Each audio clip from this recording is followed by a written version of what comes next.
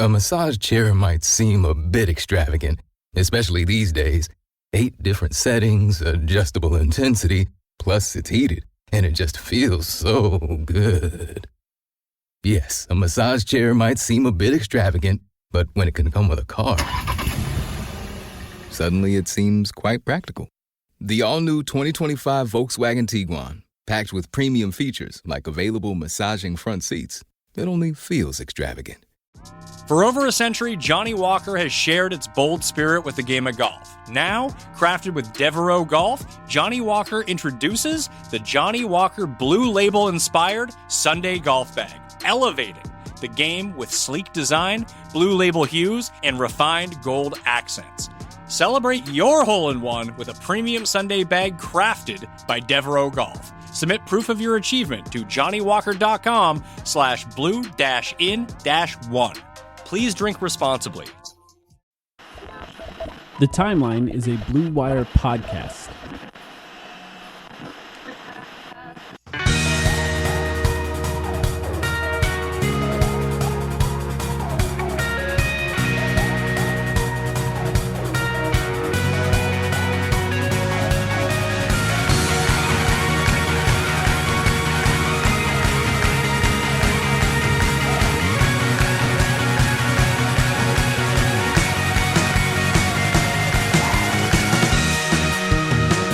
Welcome to the Timeline, a Phoenix Suns podcast. My name is Mike. I'm here with Sam. Sam, how you doing? Doing fabulously well, Mike. We were just joking before we came on that in a normal year, this would be like our 5th or 6th draft episode. Yeah. And yet here we are recording. It's the evening of July 26th, and this is our first official Timeline draft coverage. You guys know that I'll be relatively useless for the rest of this episode, but I'm chock full of good questions. And we have a great guest, a longtime friend of our podcast at this point, who's going to help walk us through some names. So it should be fun. Yeah, I guess this will be our only pre-draft episode, so this is sort of the not draft guys draft preview. But luckily, like you said, we have somebody who can help us and help guide us through this NBA draft. And joining us is Brandon from Zona Hoops, a friend of ours that we've had on the podcast multiple times. Brandon, how are you doing? I'm doing great. Thanks for having me back on, guys. And I totally agree. Even as a draft guy, I'm very happy just the timeline is not filled with draft takes for, the past few months, because it could get pretty miserable pretty quick. So, but I'm excited to jump on here and get started. It's just weird. Go ahead, Sam. Oh, just to go back in history real quick, Brandon, can you remind me, because I don't remember. I come from the experience of the James Jones experience in 2019 and 2020. Like Cam Johnson and Jalen Smith both came out of nowhere for me. What was your experience like? Because you are one of those guys. You spent all year thinking about these prospects, and you put together your big boards of 60 to 75 plus, guys. What was your experience the past couple of years? Did those names just were they anywhere close either time, or was it just frustrating for you being like, yeah, I spent the past 3 months talking about this, and it just was not what I anticipated at all? Because if that was the case, I imagine it would maybe impact your morale going into this one too, or maybe change your expectations of what's going to happen. Yeah, I think if there's anything you could take away from James Jones drafting, it's that expect the unexpected. So everyone thinks they have this guy figured out, right? Like, just, look 10 to 15 spots back, older player, someone that can shoot. And this year he's probably just going to throw us all off guard and just take some young prospect now that they have the infrastructure in place for actual development to happen. So yeah, I think just following the draft, obviously both times with Cam kind of shocked the internet, and same thing with Jalen Smith.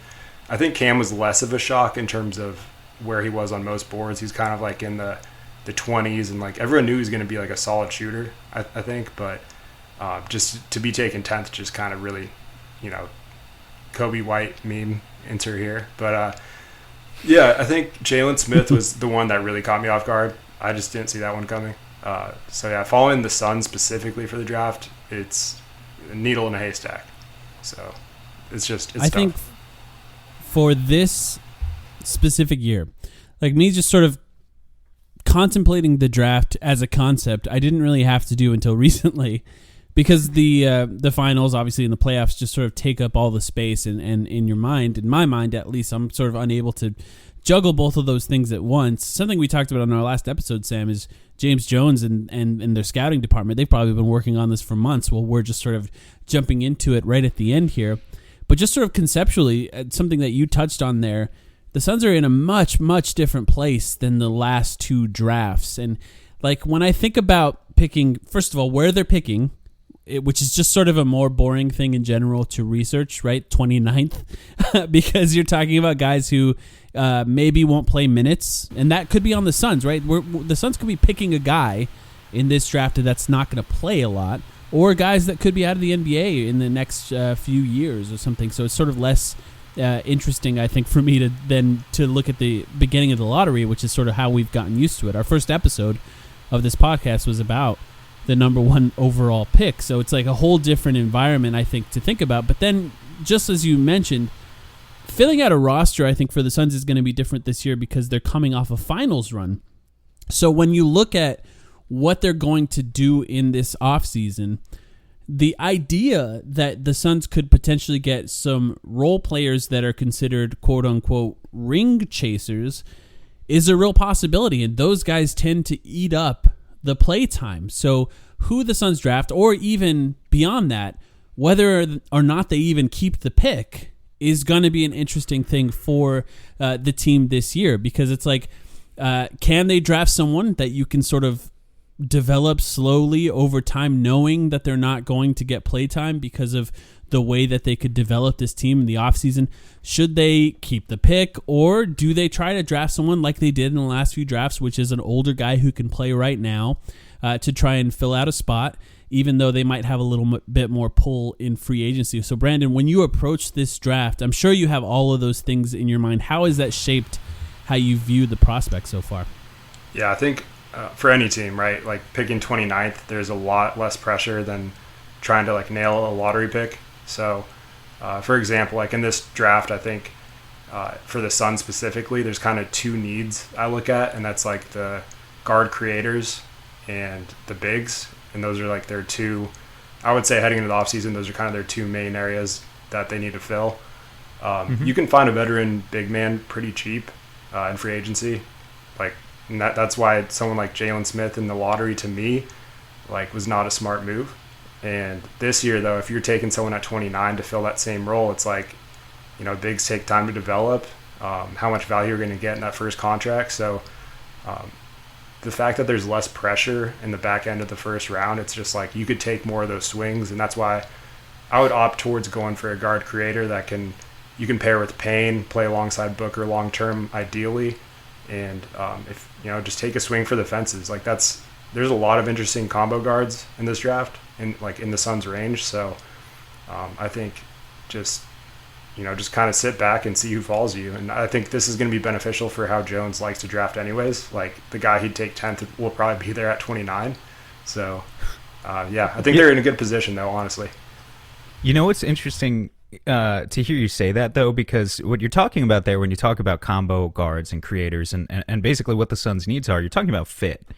And I think it's so interesting. Every year we go into the draft and it's a little bit different every time. Like when the Suns were drafting in the lottery, Brandon, and again, Mike and I aren't experts here and we never have been, so we always bring in, you know, you were on our podcast multiple times last year, I think, actually, but we had other people as well.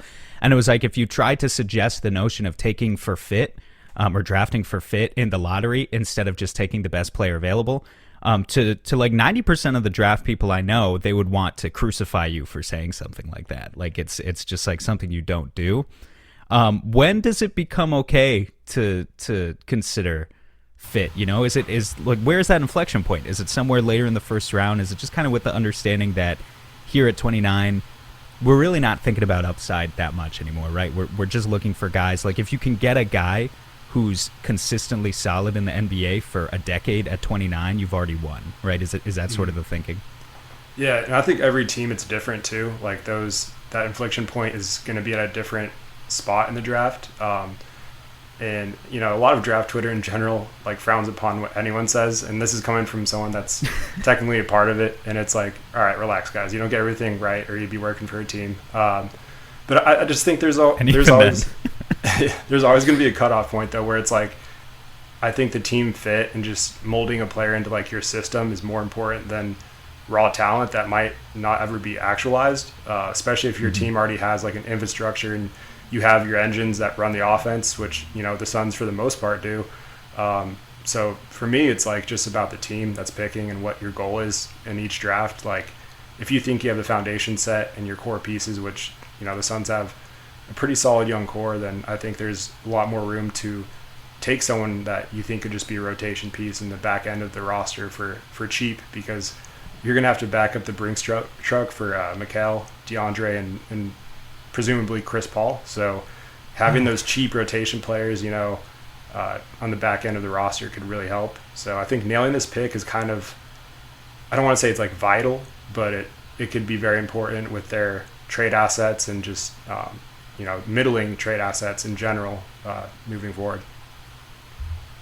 See, I guess that's actually why I guess I look at it a little bit differently from that perspective, because when I think about, I don't deny that the needs that you just sort of laid out there are the right needs for what the Suns going into next season will actually need.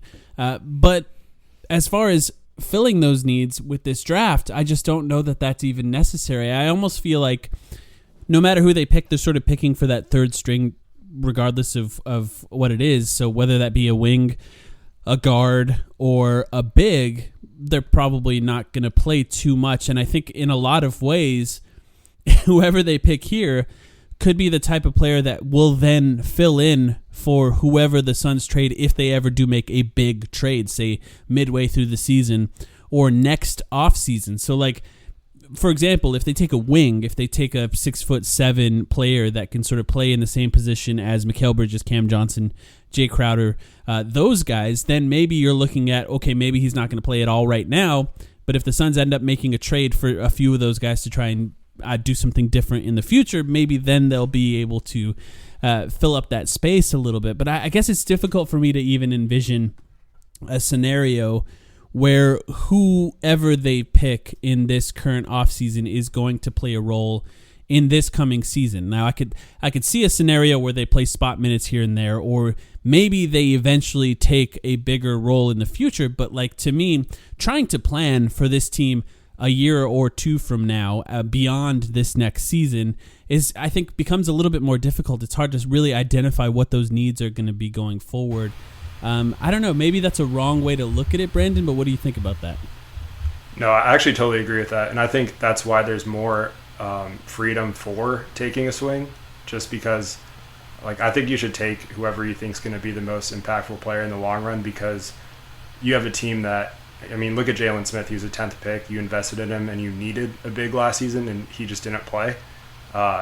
So, you know, taking time to develop someone, I think, is a luxury that they have at this point. And, you know, there are exceptions. Obviously, if a certain player falls, like, just for example, like Jared Butler, someone I'm very high on for the Suns specifically, like, if he fell, I think he'd be ready to make an impact from day one.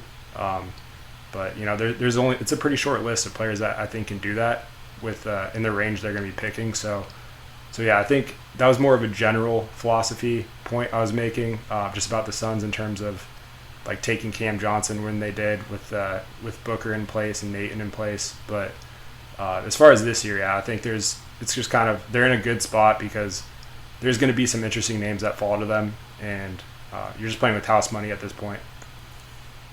I do want to start getting into some specific names, but before we do, I want to cover one more thing, one more concept that I think is just obvious, and that's the idea of a trade. It seems like there are a lot of reporters on Twitter, and look, this is Twitter, and it's a week before free agency, so maybe they're just really good at their jobs. But it seems like there are people out there saying there are going to be a record number of trades this year, and I don't know, they're hyping it up a little bit. I guess from your perspective, Brandon, do you think, where are you at with the likelihood of the Suns maybe... Like, it feels possible that they just trade out of this draft entirely, right? Or is it possible maybe they trade down, they trade up? Do you have any, not even so much what you think will happen, but do you have any opinions on what you think should happen with regard to that? Yeah, so it feels like every draft, they say the same thing, like, oh, this is going to be the most active draft of all time, and then it's just kind of a letdown. So if that's any indicator, then there's going to be like 2 trades on Thursday. So I'm not going to look into it too much, but yeah, I think the Suns trading their pick is definitely a possibility, especially because it's probably their most enticing asset if they want to make one of those moves and, maybe potentially unload Saric or, Javon Carter, some combination of those contracts to get someone that can help right away because, James Jones wants to win a championship. And, if the plan is to bring Chris Paul back, one quick way to do that would just be to use your best assets. And right now, the 29th pick is probably one of their best trade assets, which is in terms of like realistic trade like avenues. But yeah, I think trading up, I don't really see that happening. But trading back is another avenue they could explore with like someone like OKC who has 1 million picks and maybe they want the 29th pick and just trade a couple of those second rounders or something like that. But what the hell are they gonna do, man? How many picks do they have? 5 or 6? This year I should have looked. I should have looked it up. I want to say 6, but yeah, it's just in the next like 5 years. It's just they own the draft. Like Tankathon's website will just be the Thunder logo. So I'm going to put you on the spot since you brought them up. There was a rumor, and by the way, for the record, everything is bullshit right now anyway. But there was a rumor that they offered SGA and the 6th pick for the first overall pick to Detroit, which that was a rumor that could be the case a few weeks ago, I think, and now it was supposedly that OKC offered it to Detroit, and Detroit turned it down. Just your opinion on Cade and who he is, Brandon. Like, is that the type of trade where, like, is he generational enough where maybe that wouldn't bother you so much, or is that too much to give up for somebody like Cade? Yeah, I think Detroit's smart for turning that down, so that shows you where I stand on Cade. Right. We're assuming it's true, but yeah, I think Cade is generational talent. He's going to be one of the best players in the NBA, 5 years down the road. So, I'm taking him number 1. I'm not thinking twice. If I'm OKC, I would even potentially throw more in that trade just to get it done. Thunder Twitter will like flame me for that take because obviously Shea is really good. It's not a knock on him at all. It's just about how I feel about Cade. And I think he's going to be in that same mold of, maybe not as good of a prospect as Luka as far as how he's taken off, but coming into the league, he's going to be an all-star within like his first 2 seasons, I think. It's fascinating. I've talked to some OKC guys about that. They seem to be on the side of keeping SGA, and I think a lot of their fans feel that way too. They feel like it's a little too much to give up. But I find Cade to be fascinating every time I watch clips of him, or he's one of the few college players that I watched live this last year, and I was just fascinated by the way he plays and the amount of things that he could do on the basketball court seems to be well beyond what somebody like SGA is capable of, not to mention he's much bigger, which being bigger matters too. I love SGA, as people who listen to this podcast know, but I do find that fascinating. So let's get into I think it's time to actually get into some names. I know you've written about some players, Brandon, on your website, zonahoops.com, I believe is a website. So people make sure to go there and take a look at what he's writing about, and other people are writing about this draft specifically. And I think, I know it's hard, I think, to actually research on the 29th pick because, trying to figure out who's going to be available by the time the Suns are picking at 29 is a lot different than trying to figure it out at, say, 6 or 10, which is what they sort of looked at in the past few years. So I know that you're probably looking at this draft as more of a, if they pick any one of these guys, I'd be happy scenario. Is there any specific player that stands out to you that you'd like to talk about first? Because I'd love to hear just somebody that you think would be a great pick for the Suns first. Yeah, so it's already difficult enough to predict what James Jones is going to do, but like you said, with the 29th pick, controlling or trying to figure out what everyone in front of you is going to do is also another layer. So it's just kind of trying to get yourself as familiar with as many prospects as possible. I brought him up earlier, so I'll just roll with it. Jared Butler is probably my favorite fit for the Suns. If he's there at 29, it's a highway robbery. He had the medical condition that had him ineligible to be drafted that is cleared now, so maybe he falls because of the team second guessing that. But he's a Baylor guard, 6'3", good size, national champion. Yeah, that's that right there. Lock it in. He's Lock a Jones in the guy. pick. Yeah.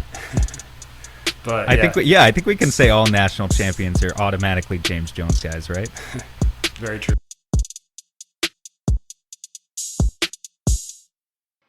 Listen, life's all about leveling up. Whether you're handling business on the field or kicking it in your zone, you like to celebrate with cigars that match the moment. That's why you should link up with Famous Cigars to bring you a wild deal. Right now, you can grab 8 premium cigars for just $8. You heard that right. 8 top-rated cigars at $1 a stick. Top quality brands like Oliva, Romeo y Julieta, and Davidoff. Hand-picked just for you and worth over $80. Hit up famouscigars.com/cam and lock in this exclusive deal. While you're there, check out their insane selection of premium cigars, all shipped fresh and fast from their massive 20,000 square foot humidor. That's half a football field. Famous Cigars has been in the game since 1939 and still family owned. So celebrate every win with the folks at Famous. 8 cigars for $8. famouscigars.com/cam. For over a century, Johnny Walker has shared its bold spirit with the game of golf. Now, crafted with Devereaux Golf, Johnny Walker introduces the Johnny Walker Blue Label-inspired Sunday Golf Bag, elevating the game with sleek design, blue label hues, and refined gold accents. Celebrate your hole-in-one with a premium Sunday bag crafted by Devereaux Golf. Submit proof of your achievement to johnnywalker.com/blue-in-1. Please drink responsibly.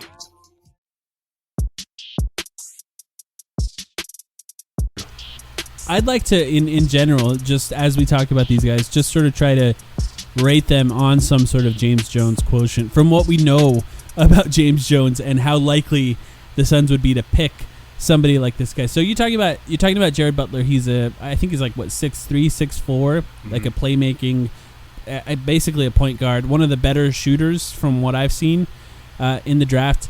And how do you see what he can be in the NBA? I watched some footage of him playing. Seems like a really strong, smaller guard, and like I said, a great shooter, which obviously benefits a lot, and a pretty good playmaker. But what do you see? Yeah, he's a great shooter, and he can play both on and off the ball, which I think is huge when you're trying to find someone long-term to pair next to Booker.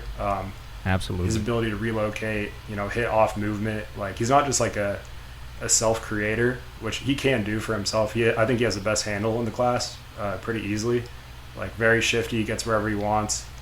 And I like him better than Davion Mitchell, his teammate, who a lot of people are higher on. But I think his ability to play next to him is kind of like where they just took turns with playmaking and creation is similar to what he could do with Payne next year on the bench. And I think he would carve out a role. That's how good I think he'll be, like, right away. And then long-term next to Booker, I think he's someone that can guard, traditional guards. I think 1s and 2s. He's pretty strong too. So there's not too many flaws in his game other than the fact that he's not like some playmaking maestro or anything like that. But like outside of that, I think just a really well-rounded scorer, and he can defend. I will say, you mentioned him earlier in the context of like ready to play right away, right? That's how you brought it up. Yeah. Correct me if I'm wrong. Yeah, like a third year, you said national champion, but third year player, I'm looking, just glancing here at his advanced stats. A BPM, and BPM is a flawed statistic in so many ways. You can't draft based on BPM, although I suspect low-key that James Jones in the past maybe did. You can't draft based on BPM, like, if you're a freshman or a sophomore or something, it doesn't really matter. But for a third-year player, he had a BPM of 11.7 last year, which is really good. Like, I've looked, historically speaking, at the guys who have a BPM of 10 or greater. It's box plus minus. For those who don't know the advanced stat I'm referencing, it's the multiplier that you can use to calculate VORP. And if you look at just kind of the list of guys who get drafted with a BPM of 10 or greater, like, they tend to be that type of instant ready for the next level, basically. Like, they can come in and they can sort of contribute right away. Just as I glance, I think that's kind of interesting. Yeah, no, that's there's a lot of like people in draft Twitter that think they found like the BPM formula combined with like all these other like models on advanced stats to narrow down the James Jones wish list, which very well could be accurate. Who knows? But Jared Butler comes up on like all those inquiries. So I definitely think if the Suns were even picking as like early as like the lottery, they'd probably take him. Now it's just about a question of does he fall to 29? And before the medical stuff, I would put that at like a less than like 2% chance, but now it's like maybe 5 to 10% chance he drops. If he does, sprint to the podium. Don't waste your time and just take him. Yeah, I think you're probably right that there's probably some teams just above the Suns that might feel the same way, but who knows? That's one of those things that's really hard to predict. Mm-hmm. And I think for Jared Butler, something that I find kind of interesting about him is playing with other talent.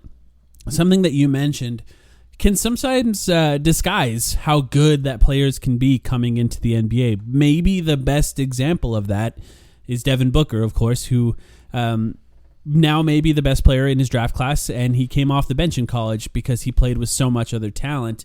Someone like Jared Butler, like he averaged like less than 5 assists, I think is what he averaged in Baylor, and it's hard to really use that to figure out what kind of player he's going to be because so much of the playmaking was split between him and other players. And that is a kind of interesting one because then you're sort of taking a gamble that he can be better, and I think there are good reasons to be. And it's interesting that you say that there's a small chance that he can drop. And I guess it's a heart condition that I believe was the medical issues that caused him to be ineligible to be drafted at one time, and then now he is cleared. I think it's hard to say whether or not that should matter to the Suns, but I imagine that if he's cleared, that's a good sign that he can play and he's healthy enough to play on an NBA team. But I think a lot of NBA teams are going to take a look at those medicals and try and figure out what the best options are before they draft him. So that is a good one, and I think that would be a really interesting player for the Suns to take. There's a player that I want to talk about next that we have to get to, and it's Bones Highland. I think is a fascinating player, and this is somebody I think you've talked about. I've seen you mention on Twitter. I've seen a couple mock drafts. I've seen a million mock drafts. Yeah, mention this guy with the Suns taking Highland at the 29th pick. And I do find him to be a really fascinating player. I wrote some notes. As somebody that I've been paying attention to longer than most of these players that we're going to talk about. I called him crafty. I think he's a good shooter. It seems like he shoots a ton of shots off the dribble with the team that he played on because he's like their star player. And that includes a lot of threes off the dribble. So if you look at the percentages for his three-point shot, you have to factor in the difficulty of the shots that he's taking. Doesn't seem like much, and these are probably the reasons why he might be available at 29, but he doesn't seem like much of a passer. He kind of struggles to make decisions from what I've seen. Relatively good at reading passing lanes. I do find him to be somewhat of a disruptor, which is something that I think the Suns tend to like in defensive players, even though like somebody like Mikal Bridges is a disruptor, somebody like Jay Crowder is a disruptor, somebody like Cam Johnson is kind of the opposite of that, which is more of a never gamble, stay in front of your guy defender. So I guess there's multiple guys like different defensive styles on the Suns. I'd like to hear what you think of Bones Highland, Brandon. And here's the one question I have to you as well. When I watched him play, my first thought is it seems like he's going to get blocked at the rim a lot. Like when I watch him under the rim and try to finish, he doesn't seem ultra athletic as far as burst. And it seems like a player that maybe his finishing when he comes into the NBA might not be very good, but maybe could get better over time. But what is your impression of him? I like his burst, but not his athleticism in terms of like just exploding to the rim and finishing with strength. Like I think his handle is like quick enough to get him into like the lane, but from there it's about what is he going to do, and I think that's a valid concern. He definitely needs that strength for that next level. Like I don't think he's going to have an issue getting to the rim. It's just about finishing through that contact and becoming a 3-level scorer. But everything you said about him like before was pretty accurate. I'm in agreement. His playmaking's probably like the main knock on him offensively. Like he's not going to be a true point guard. He's more of like a combo. And again, if you like point Book or want Book to like split playmaking duties, then long term he's a guy that I think his shooting gravity is like just the way he gets his shot from so many different ways, like whether it's off of bounce, off of double screen, relocating in the corner, just like little things he knows how to do off the ball, I think would make him a dangerous fit in their offense. And like you said about his defense, he's pretty long. He's like 6'8" wingspan. So very disruptive, gambles a lot, like you said. But the point of attack stuff definitely needs to be cleaned up a little bit. And that'll come with just, I think, it's like the most common draft phrase, like he needs to add strength. And for him, it's like he needs to add it in the sense that he'll actually need to use it for like some of his Am I weaknesses. reading here right? 165 pounds, is that right? That's what I see listed. Yeah, and that might be generous. So That's tiny for like a combo guard, especially. I mean, that's tiny. That's like not Tyler Eulis size, but that's tiny for a point guard. That is tiny for a combo guard. And also, can I admit that I'm a little bit torn on this one if we're talking about the James Jones spectrum? Yeah. Because I don't know. I mean, so on the one hand, second-year player. What I try to fall back on with James Jones is he drafts older guys and he drafts good shooters. This is one of the best shooters in the draft, right? Is that fair to say? yeah. Or Definitely. do you disagree with that? Because I think what Mike said earlier was really important. Really important. You look at 37% in terms of efficiency, and it doesn't maybe pop off the page, but you got to consider the difficulty of these takes. But the other thing that I think of when I think of James Jones is just I think of Monty Williams and .5 basketball, and it seems to me like a guy who takes 14 shots a game to 2 assists and averages 3 turnovers to those 2 assists. Yeah. Do you have worries just about him like fitting into the Suns' system of ball movement? Do you think he has those blinders on a little bit too much to fit in, or can that be coached out of him? I'm actually not concerned, mainly because VCU's like their team needed him to do that like desperately because their offense is pretty atrocious, to put it nicely. They didn't really have any creators on that team, so he kind of had to be that guy for them to have a chance to score. I think playing with the Suns, like in a system like that where he's not relied to be that guy, will bring out the best of him. And, you know, playing in the .5 system will put him in a position to make those passes where, you know, VCU's offense, I mean, all college basketball is pretty, like, offense can be pretty ugly to watch at times, but, I mean, theirs was at times just really, like, it looked like they didn't know what they're doing sometimes. So, yeah, I think just the audacity he has on some of his shots, like off the dribble, from how deep he shoots, like, can also kind of murk up those percentages, like you said, just the degree of difficulty and all that. Or in transition. Yeah, exactly. Yeah, he makes some tough shots. But yeah, overall, I'm not too concerned with the playmaking stuff as long as you bring him in with the right idea of him. If you set him up to be like a point guard or a playmaker, he's probably going to fail. But I think just playing in a system like Phoenix is, like, I think it would just bring out the best in him, and all those like on-ball reps where he was kind of forced to make those decisions, even if he didn't do them at the highest level, they're going to be good for him in the long run. So that's kind of where I'm at on that. It's very nice, I should say. Just so when we talk about these prospects, whether they be draft prospects or like free agents that could join the Suns, that we have some sort of level of confidence that the Suns are going to bring the best out of them compared to previous seasons where we were a little bit unsure. Like, we can talk about potentially Cameron Payne being, on the Suns, and then seeing sort of what he became. It really gives you confidence in what the Suns can do, or even looking back previously at what Kelly Oubre has done with other teams compared to what he did with the Suns.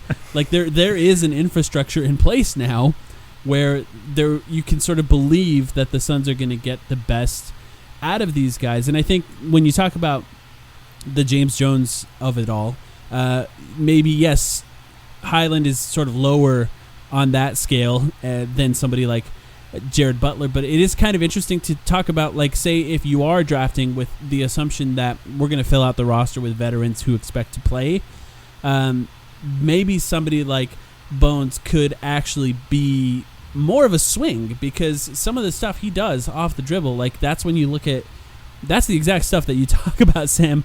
I was the Suns need the guy that shoots pull-up threes. This is in our range, like in the Suns' range, this is the best guy for that. But go ahead, what do you think? No, if the word that Brandon used before is audacious, I can't deny I like a little bit of audacity in my offensive He players has some sometimes. balls, Like man. I like. I'll tell you, big moments too. He'll just pull up from 40 feet and just when he's in Right. the zone too, it's just so much fun to watch. No, and Mike is exactly right. Like I've complained for 2 straight years about how the Suns need more pull-up 3-point shooting. So for me to like scoff at this guy with the 29th pick, I'm not trying to make it seem like it's that. Like, you know, I'm not trying to be a hypocrite, but yeah, I mean, I guess is that the thinking as to why the fit makes, like, the primary reason why the fit makes sense to you, Brandon? Is it like, you know, you identify the same need of the Suns need that level of score, or is it something else about his game?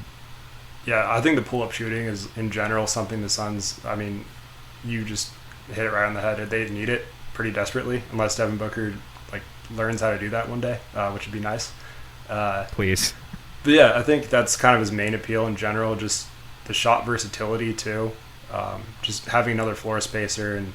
And yeah, just to kind of segue into the next guy, since you like pull-up shooting, we'll talk about Miles Deuce McBride.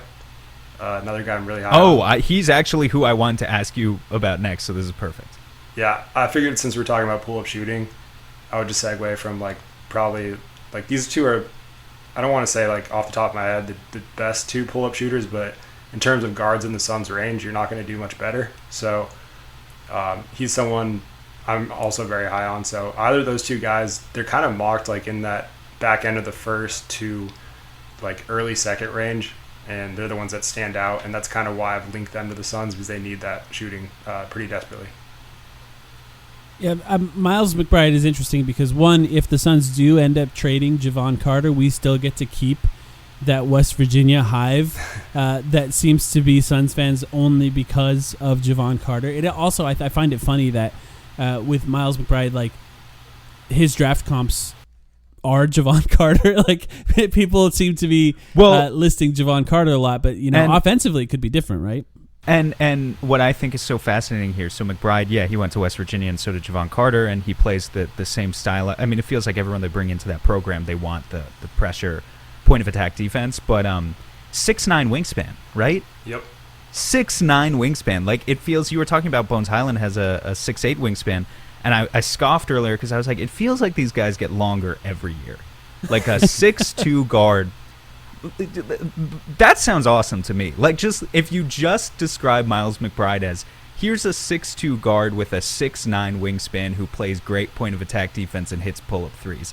Like, I think you already sold me, is to be honest. So maybe Brandon, like, what holds him back? Like, why is it not why is that description that I just gave maybe a little bit too good to be true, in your opinion? I know he is still, like, relatively one of your favorite targets, but what else is there to his game? Man, it's going to be tough for me to, like, bring up the negatives about him because I love him so much. But I would say just the threshold that 6'2" guards have to hit to end up returning value in the NBA is, like, very, very high. So the pull-up shooting has to be elite, I think, for him to survive, like, in terms of what else can he bring offensively? Because, I mean, even at the college level, you'd see him, like, get in that mid-range game and, like, inside the paint, and it's just so difficult for him to score sometimes. So that's kind of a question I would have as far as, like, the rest of his offensive game. But on the surface level, yeah, just the on-ball defense, the wingspan. I think he'll be able to guard both guard positions, but can he guard up, like, to the on, like, smaller wings, for example? Like, I'm not sure. But yeah, there's a lot to like about his game, and just a longer, more athletic pull-up shooting version of Javon, which is not really Javon at that point. But since he went to West Virginia, we'll just go with it. We take liberties with the draft comparisons on this pod, as many people do. It's okay.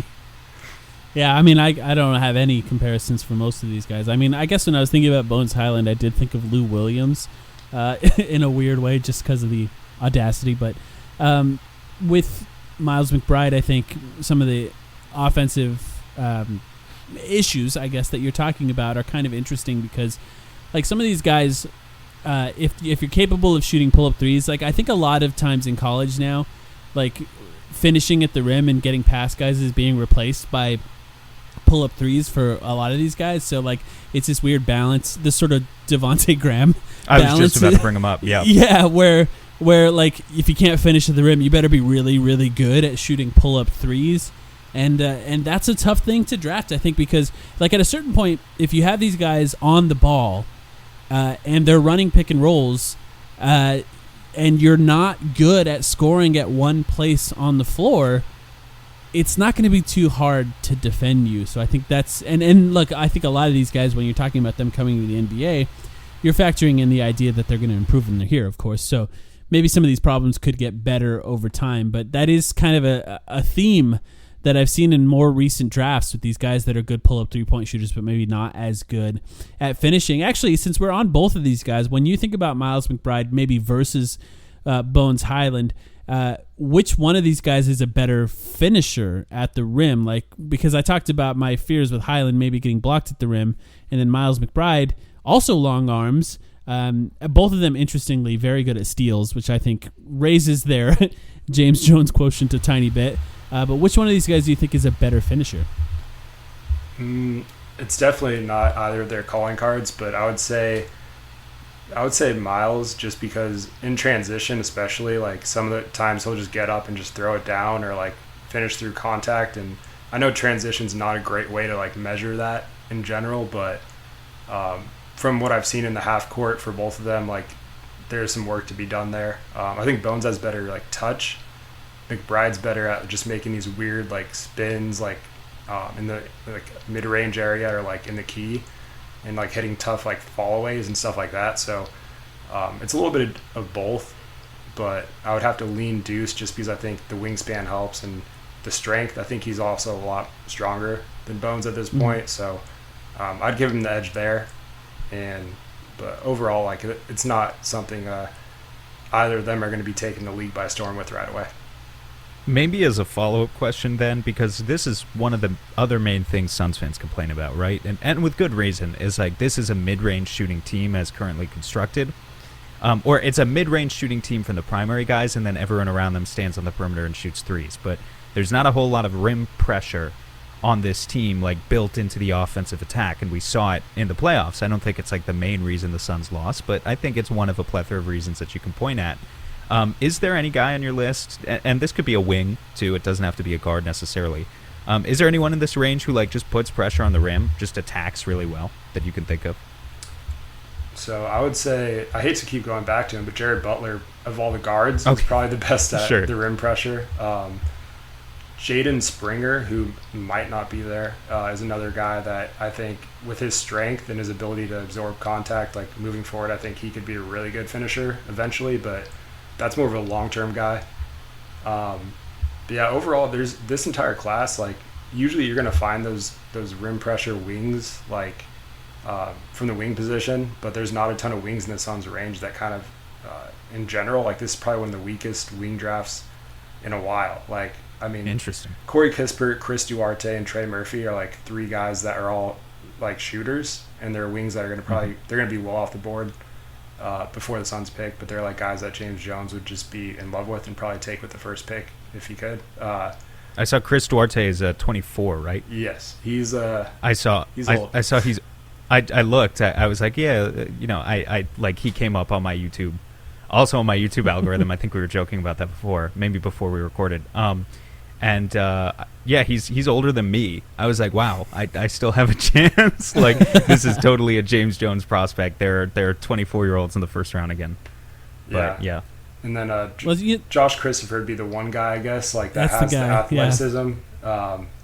We have to talk about him, right? Yeah. I mean, we're in Arizona. But yeah, that's the exact guy that I was going to bring up and ask you about because, well, first off, he's not really a shooter. Like, I mean, if you just look at the number of attempts, 3-point attempts that he's taken compared to the other guys that we've talked about so far, like for example, Bones Highland took 186 3-pointers. Josh Christopher took 59. So just looking at the difference in that alone, plus the percentage, which is 30%. But he's super, super athletic. Like, he's probably one of the more athletic guys available in the Suns range, even though he's still, he's not super tall. He's more of a shooting guard, point guard height. But yeah, this is, I don't know, have the Suns even ever taken an Arizona State guy? I can't even remember if that's something that they've done in the past. But what do you think of him? Yeah, I think he was in a team environment that kind of amplified or like put more of a focus on like some of his weaknesses and didn't really allow him to like flourish the way I think he can, because like there's just a lot of ISO ball at ASU this year. I think a lot of Arizona State fans already know that between Remy Martin and Alonzo Verge, chucking up shots. But yeah, I think he's more suited to play in an off-ball role where he can create downhill and transition, but also in the half court, if you need a bucket, you can go to him, like run him off some actions. So the creation I'm pretty high on in terms of like long term. He will be a little bit of a project though, I think, and he's not someone I think that fits the James Jones type mold. So same with Bones Island in the sense where I think team context kind of I don't want to say made them look worse, but coming from where they did to like a Sun system would bring out the best in them. So definitely not a Jones guy, but if he does decide to take a swing, like he's someone I would approve that pick. I actually made that pick for the Suns in the SB Nation mock draft for Bright Side of the Sun. Nice. All the other guys we talked about were off the board at that point, though, so it was a little disappointing. But he's someone I'd be interested, because I think having another creator off the bench to alleviate some of those like creation issues when Booker's sitting would help a lot. It doesn't bother you that he averaged more turnovers than assists? I mean, do you just see that as more of a team issue than necessarily like an issue with his decision making, or wow? What do you think? A little bit. You of go both. first, Brandon. Sorry. A little bit of both, I think. Like I said, I don't think he's ever going to be like someone you can rely on to like create for others like consistently. But if you're plugging him in as like a just go get buckets type of like role where it's off the bench, a microwave score that maybe he adds some playmaking as he goes on and develops, like I think there's more to his game than he was really able to display at Arizona State. Like him and Brandon Boston have two of like the most like exciting like like flashes in terms of like high school basketball like heading into the season. So if you're into that stuff with like just players that were highly rated like heading into their freshman year and then kind of disappointing a little bit, those are two guys I think that have a lot more in their bag than they're able to display. I was going to say, just to Mike's point earlier about assists. We talk about assist to turnover ratio all the time. I feel like we rarely talk about assist to steal ratio, and we rarely see a guard here with more steals than assists per game. That's a pretty impressive feat. Yeah, that is funny. I mean, that is very rare. Actually, interestingly, all of the three guys that we just talked about have like insanely high steal numbers, like Bones with 1.9 per game, McBride with 1.9, and Christopher lower, but 1.5, which is still relatively high for the position that they play. Those are the types of things I think that you can point at and say there's some potential there. I worry about steal numbers in general just because it points to gambling sometimes, but it is interesting that all three of those guys have specific higher than average, I would say, steal numbers. I want to ask you, Brandon, we can move on to other players. I have some other players that I have listed out, but I know you've written about other players that could be in the Suns' range. Is there anyone specific that you want to bring up and talk about here? I'll give you a chance to bring somebody up that we haven't talked about yet. So there's a couple guys that I think kind of fit, and they might be a long shot in terms of like where they're mocked a little bit later than their pick.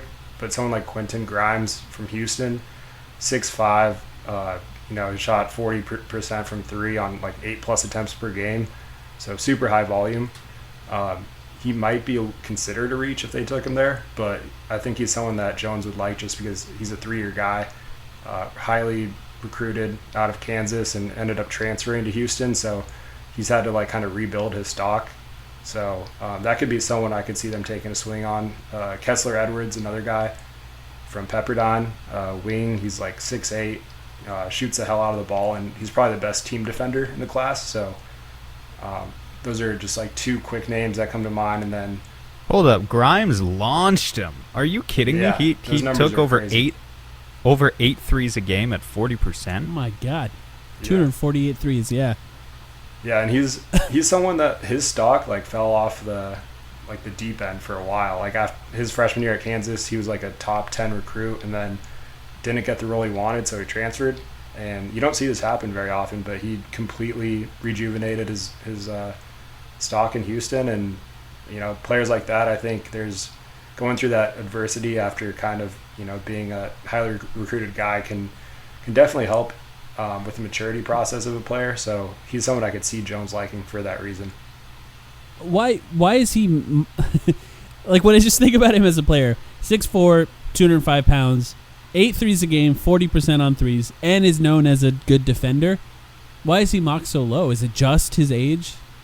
Yeah, I think it's a little bit of his age and just, mocks in general. It's like, I think they kind of, they gauge one another. So it's like if he's like been consistently kind of undrafted or like late second round for so long, and now you're kind of slowly seeing him like move up, and then I think they just all copy each other and just kind of slowly move him up too. So it's just like, oh yeah, this guy is a legit prospect. But it's like he was a 5-star recruit. It's not like he's like some no name. So a little surprised he was completely, I don't want to say completely off the radar this year, but he was just not really talked about until recently, where he's impressed in some workouts. Yeah, it's an interesting one. I think that's the type of player I think that would be high on the James Jones quotient that we talked about, because he would be older player, a good shooter. We need a formula. I'm gonna develop an actual formula. I don't have I don't have his BPM up, but I mean, a good defender, a good shooter. It would be considered a reach, right? That would be a big part of it. And he's older. Yeah, I mean, it all makes sense as far as what he could be. Somebody I want to ask you about too, because it's just another great name, and it's JT Thor. This is like probably one of the tallest players, maybe the tallest player that we talked about so far. It seems like a lot of the players that we focused on so far in this podcast have been guards, whereas JT Thor is tall. He's young. This is, I think, a problem with even talking about him for the Suns. I think he's currently 18, but he's sort of mocked in the range for the Suns. I think it depends on what mock draft you look at. I don't think he's always, like, oftentimes I think he's picked higher than where the Suns are picked, but I've seen him in the second round in some as well. What do you think about Thor? He's fun. I mean, this guy, he's more of like a Ryan McDonough pick than a James Jones pick.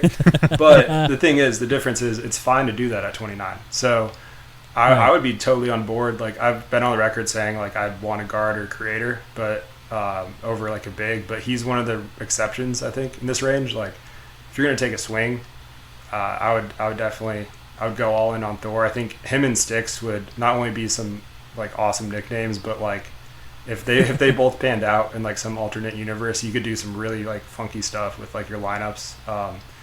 Like, he's technically like a big, but he can do some stuff that, on the floor and like, pushing in transition, stuff like that is pretty unique. And, the shot is coming around slowly, but he's shown some really interesting flashes. And like, if you just look at his highlights, you're like, how's this guy not in the lottery? So there's definitely going to be some time it's going to take, and you could just send him down to the G League. Oh wait, sorry, Sarver. No, but yeah, to somebody else's G League team. That's why I'm skeptical, right? It's like we don't have a G League system, trigger point it's tough to really see them going all in on like youth. But if they did, right, I'd love the Thor pick. Man, that sucks. Doesn't that suck? It does. Yes. That is such a bummer. That is such a bummer, and such a good point. Like, usually I ride that pretty hard. I didn't even think of it in this episode. It is such a bummer that they don't have better development in that context. But the names here, man, the names are great. I was thinking about, you were giving us that Jalen Smith, JT Thor synergy. I was thinking earlier about Bones Highland, like having Sticks and Bones kind of as the same like third string wrecking crew next year would be really fun. Yeah, and Payne, right? Payne, Bones, and Sticks, like, just sounds dangerous. Perfect. So let's kind of wrap it up here. And I'm sure there are guys that we haven't talked about yet, but just from your perspective, I think like I've just sort of liked Bones Highland, but that's related to the fact that I've seen more of him than other guys, so I'm not going to factor in my personal opinions on who I think the Suns should draft yet. I think generally I like to not really judge drafts until at least a year or two afterwards anyway. But when you're just thinking about this draft from a general perspective, what would be the best case scenario for the Suns? At this point, is it really just Jared Butler dropping down to the Suns pick and the Suns being able to pick somebody that should have gone higher, if not for other circumstances? Or are there other guys that you would think would be even better than that? Yeah, I'll say Jared Butler's best case scenario. Trey Mann's another guy if he falls. Like, we haven't talked about him yet, but I would like that fit. Like I said, there's just so many combo guards, and he's a little bit bigger than Bones and Deuce. So that's another guy that, who knows? Like, I think him and Butler are probably going to go somewhere in the early 20s, but that'd be another good scenario. And it was reported that he's actually going to work out for the Suns this week, so keep an eye out on that possibly. But yeah, I think Miles McBride. Smokescreen season, yeah, one would say. Miles McBride has gotten a lot of buzz just because of the West Virginia thing, and he fits what they might need. But another name is Joel Ayayi from Gonzaga, 6'5" combo guard, just kind of does it all. He's a little bit older, so I could see Jones liking him as well. But honestly, just a general scope, I'm looking at this draft from top to bottom. There's a pretty solid point of the draft where it's from the 20 to 35 range, where it's everyone's in the same tier for me. So I think there's going to be some really good value that they can get out of this pick. So I'm looking forward to seeing what Jones does. All that being said, he'll probably take someone that's supposed to go in the 50s, and we'll just have to. What's the worst? What's the worst case scenario? Every additional name you list, Brandon, is one fewer consideration after he listens to this. Seriously. Yeah. What would you think would be a bad draft for the Suns at this point? Because it seems like all of these guys in this range, they all have somewhat of the same upside, and that's the thing about picking later in the draft is there's it's different than when you reach way high in the draft. When you're picking later, because it's you can kind of sell yourself on any guy when you're picking 29th. Mm-hmm. But is there anyone that you would consider a bad pick for the Suns in this range?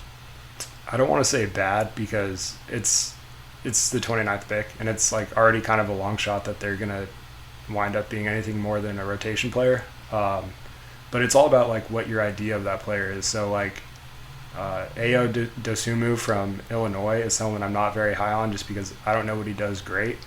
And if they drafted him with the intention of making him this, guard that they're going to put a heavy workload on and think that he can come in and contribute from day one, that's someone I wouldn't be too high on that pick. But yeah, it's Jeremiah Robinson Earl is another name that's been thrown around a lot as a big that can come in and fill that backup 4 or 5. It's no, just go sign a veteran free agent. There's better ways to find that, because that's kind of what I think he's capped out as, and that's not where you want to draft. But I think in general it's just there's less pressure. It's a 29th pick at the end of the day, so there's nothing that will send Suns Twitter on a fire again. So all right, not if I have anything to say about it. I'm prepared to be angry and rile up the masses. I don't know about you. Now, I can think of a few people that are going to get mad no matter what happens anyway. True. But we definitely appreciate you, Brandon, coming on and schooling us on all of these guys. I think it's going to be an interesting draft, more at the top end than where the Suns are picking. But more than anything else, I think the Suns have a lot of really interesting decisions coming up. What they do with this draft pick may depend on what Chris Paul does, and I hope they have a good idea of what Chris Paul does. Technically, Chris Paul could opt into his contract before the draft. That's something that could possibly happen. I think the date that he has to do it by is the day before free agency, which is Sunday. So we may not know anything until that date at that point. But for the Suns, they have a lot of interesting decisions to make as far as whether they keep it or whether they trade it, and who else they keep on their roster in this offseason. But we definitely appreciate you. Make sure to follow him. I believe it's at Zona Hoops. Go to the website, zonahoops.com. Is there anything else that you would like to plug, Brandon? No, just keep killing it. You guys are doing great work. The free agent videos have been awesome, so just glad to be back on here, and looking forward to the coming episodes. Appreciate you.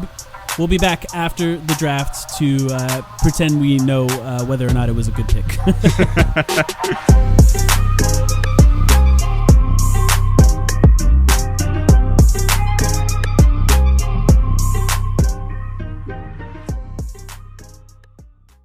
This episode is brought to you by Row. Confidence is everything.